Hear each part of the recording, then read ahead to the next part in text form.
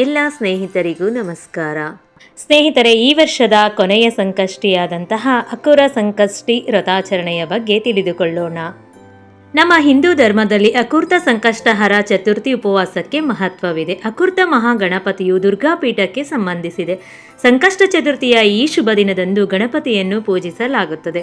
ಒಮ್ಮೆ ಶುಕ್ಲ ಪಕ್ಷದಲ್ಲಿ ಮತ್ತು ಇನ್ನೊಮ್ಮೆ ಕೃಷ್ಣ ಪಕ್ಷದಲ್ಲಿ ತಿಂಗಳಲ್ಲಿ 2 ಚತುರ್ಥಿಗಳು ಬರುತ್ತವೆ. ಹಾಗೆಯೇ ಈ ದಿನ ಉಪವಾಸ ಆಚರಿಸಿ ಗಣೇಶನಿಗೆ ಪ್ರಾರ್ಥನೆಯನ್ನು ಸಲ್ಲಿಸಬೇಕು. ಗಣೇಶನು ಭಕ್ತರ ಜೀವನದಿಂದ ಆಗುವಂತಹ ಅಡೆತಡೆಗಳನ್ನು ನಿವಾರಿಸಲು ಹೆಸರುವಾಸಿಯಾಗಿದ್ದಾನೆ. ಆದ್ದರಿಂದಲೇ ಅವನನ್ನು ವಿಘ್ನ ನಿವಾರಕ ಎಂದು ಕೂಡ ಕರೆಯುತ್ತೆ. ಅಕೃತ ಸಂಕಷ್ಟ ಚತುರ್ಥಿಯು ನಾಳೆ ಅಂದರೆ 18ನೇ ತಾರೀಕು ಬೆಳಗ್ಗೆ 10 ಗಂಟೆ 6 ನಿಮಿಷಕ್ಕೆ ಪ್ರಾರಂಭವಾಗಿ 19ನೇ ತಾರೀಕು ಬೆಳಗ್ಗೆ 10 ಗಂಟೆ 2 ನಿಮಿಷಕ್ಕೆ ಮುಕ್ತಾಯವಾಗುತ್ತದೆ. ವಿಶೇಷವಾಗಿ ನಾವು ಗಣಪತಿಯನ್ನು ಸಂಜೆ ವೇಳೆಯಲ್ಲಿ ಪೂಜೆಯನ್ನು ಮಾಡಿ ಚಂದ್ರನಿಗೆ ಅರ್ಘ್ಯವನ್ನು ಕೊಡುವ ಕಾರಣದಿಂದ ನಾವು ಬುಧವಾರ 18ನೇ ತಾರೀಕು ಸಂಕಷ್ಟ ಚತುರ್ಥಿಯನ್ನು ಆಚರಣೆಯನ್ನು ಮಾಡಬೇಕು. ಹಾಗೆ ಚಂದ್ರೋದಯದ ಸಮಯ ಬಂದು ರಾತ್ರಿ 8 ಗಂಟೆ 56 ನಿಮಿಷ. ಹಾಗೆ ನಾವು ಪೂಜಾ ವಿಧಾನದ ಬಗ್ಗೆ ತಿಳಿದುಕೊಳ್ಳೋದಾದರೆ ಗಣಪತಿಯ ಫೋಟೋ ಆಗಿರ್ಬೋದು, ಮೂರ್ತಿಯಾಗಿರಬಹುದು, ಇಲ್ಲವೇ ಅರಿಶಿಣದ ಗಣಪತಿ ಹಾಗೂ ಸಗಣಿಯಿಂದ ಗಣಪತಿಯನ್ನು ನಾವು ಪೂಜೆಯನ್ನು ಮಾಡಬಹುದು. ಒಂದು ಮಣೆಯನ್ನು ಇಟ್ಟು ಅದರ ಮೇಲೆ ಹಳದಿ ಅಥವಾ ಕೆಂಪು ಬಣ್ಣದ ಬಟ್ಟೆಯನ್ನು ಹಾಸಿ ಒಂದು ಚಿಕ್ಕ ರಂಗೋಲಿಯನ್ನು ಹಾಕಿ ಒಂದು ತಟ್ಟೆಯಲ್ಲಿ ಅಕ್ಕಿಯನ್ನು ಹಾಕಿ ನಂತರ ಗಣಪತಿ ಮೂರ್ತಿಯನ್ನು ಇಟ್ಟು ಅರಿಶಿಣ, ಕುಂಕುಮ, ಗಂಧವನ್ನು ಅರ್ಪಣೆ ಮಾಡಿ ತಪ್ಪದೆ ಗಣಪತಿಗೆ 21 ಗರಿಕೆಗಳನ್ನು ಏರಿಸಿ ಹಾಗೆ ವಿಶೇಷವಾಗಿ ನಿಮ್ಮ ಕೋರಿಕೆ ಇದ್ದರೆ ತಪ್ಪದೆ 21 ಕಡಲೆಕಾಳಿನ ಹಾರವನ್ನು ಹಾಕಿ ನೀವು ಅಂದುಕೊಂಡಂತಹ ಕೆಲಸಗಳು ಶೀಘ್ರದಲ್ಲೇ ನೆರವೇರುತ್ತವೆ. ಹಾಗೆ ಗಣಪತಿಗೆ ಪ್ರಿಯವಾಗಿರುವಂತಹ ಕೆಂಪು ಬಣ್ಣದ ಹೂಗಳನ್ನು ಅರ್ಪಣೆ ಮಾಡಿ, ಇಲ್ಲವಾದರೆ ದಾಸವಾಳದ ಹೂವನ್ನು ಕೂಡ ಅರ್ಪಣೆ ಮಾಡಬಹುದು. ಸಾಧ್ಯವಾಗದೇ ಇದ್ದಲ್ಲಿ ನೀವು ಹಳದಿ ಮತ್ತು ಬಿಳಿ ಬಣ್ಣದ ಹೂಗಳ ಅರ್ಪಣೆಯನ್ನು ಮಾಡಿ.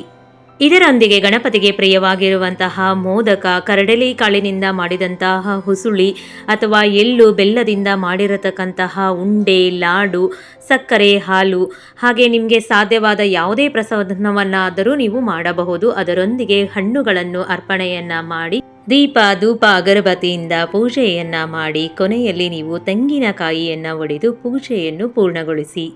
ಈ ದಿನ ನಾವು ಉಪವಾಸವನ್ನು ಮಾಡಿದರೆ ತುಂಬ ಒಳ್ಳೆಯದು. ಸಂತಾನ ಫಲವನ್ನು ಬಯಸುವಂತಹ ಸತಿಪತಿಗಳು ಇಬ್ಬರೂ ಸೇರಿ ಉಪವಾಸವನ್ನು ಮಾಡಿ ಪೂಜೆಯನ್ನು ಮಾಡಿದರೆ ಶೀಘ್ರ ಫಲ ಕೂಡ ದೊರೆಯುವುದು.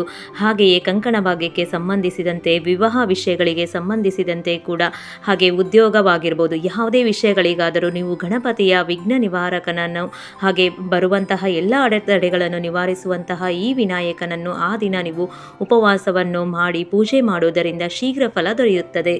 ಇದರೊಂದಿಗೆ ನಾವು ಮಾಡಿದಂತಹ ಪೂಜೆ ಪೂರ್ಣವಾಗಬೇಕಾದರೆ ಮರೆಯದೆ ಚಂದ್ರನಿಗೆ ಅರ್ಘ್ಯವನ್ನು ಕೊಡಬೇಕು.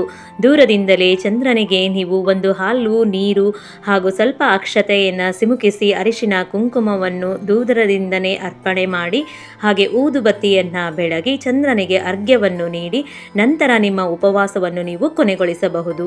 ವಿಶೇಷವಾಗಿ ಮಂತ್ರಗಳ ಪಠಣೆಯನ್ನು ನೀವು ಮಾಡಬೇಕು. ತಪ್ಪದೆ ಆ ಮಾಸದಲ್ಲಿ ಬಂದಿರುವಂತಹ ವಿಶೇಷ ಕಥೆಯನ್ನು ನೀವು ಪೂಜೆಯ ನಂತರ ಓದಿರಿ. ವಿಶೇಷ ಮಂತ್ರ: ಗಜಾನನಂ ಭೂತಗಣಾದಿ ಸೇವಿತಂ ಕಪಿಸ್ತ ಜಂಬೋಪಲಸಾರ ಭಕ್ಷಣಂ ಉಮಾಸುತಂ ಶೋಕ ವಿನಾಶಕಾರಂ ನಮಾಮಿ ವಿಘ್ನೇಶ್ವರ ಪಾದ ಪಂಕಜಂ. ಸಾಧ್ಯವಾದಲ್ಲಿ ಓಂ ಗಂ ಗಣಪತಿಯೇ ವಿಘ್ನ ವಿನಾಶಿನೇ ಸ್ವಾಹ ಎಂಬ ಮಂತ್ರವನ್ನು 108 ಬಾರಿ ಪಠಿಸಬೇಕು. ಇದರಿಂದ ಜೀವನದಲ್ಲಿ ಎದುರಾಗುವಂತಹ ಎಲ್ಲ ಅಡೆತಡೆಗಳು ಕೂಡ ನಿವಾರಣೆಯಾಗುತ್ತವೆ. ಏಕದಂತಂ ಮಹಾಕಾಯಂ ಲಂಬೋದರ ಗಜಾನನಂ ವಿಘ್ನನಾಶಕಾರಂ ದೇವಂ ಹೇರಂಬಂ ಪ್ರಣಮಾಮ್ಯಹಂ. ಈ ದಿನ ಪೂಜಾ ವೇಳೆಯಲ್ಲಿ ಕೆಲವು ನಿಯಮಗಳನ್ನು ಕೂಡ ಪಾಲನೆ ಮಾಡಬೇಕು. ಪೂಜಾ ಸಮಯದಲ್ಲಿ ಕಪ್ಪು ಬಣ್ಣದ ಬಟ್ಟೆಯನ್ನು ಧರಿಸಬಾರದು. ಗಣೇಶನ ಪ್ರಿಯ ವಾಹನವಾದಂಥ ಇಲಿಗೆ ಈ ದಿನ ಯಾವುದೇ ತೊಂದರೆಯನ್ನು ಕೊಡಬೇಡಿ. ಪೂಜೆಯ ಸಮಯದಲ್ಲಿ ಗಣಪತಿಗೆ ಮರೆತು ಕೂಡ ತುಳಸಿ ಎಲೆಗಳನ್ನು ಅರ್ಪಿಸಬೇಡಿ. ದಂತಕಥೆಯ ಪ್ರಕಾರ ಗಣೇಶನು ತುಳಸಿಯನ್ನು ಶಪಿಸಿದನು ಮತ್ತು ಅವರ ಪೂಜೆಯಲ್ಲಿ ತುಳಸಿ ಎಲೆಗಳನ್ನು ಅರ್ಪಿಸಲು ನಿರಾಕರಿಸಿದನು. ಗಣೇಶನಿಗೆ ತುಳಸಿ ಎಲೆಯ ಬದಲಿಗೆ ದುರ್ವವನ್ನು ಮಾತ್ರ ಅರ್ಪಣೆ ಮಾಡಿ. ಶ್ರೀ ಗಣೇಶ ನಿಮ್ಮೆಲ್ಲರ ಕೋರಿಕೆಗಳನ್ನು ಬೇಗ ಈಡೇರಿಸಲಿ. ಧನ್ಯವಾದಗಳು.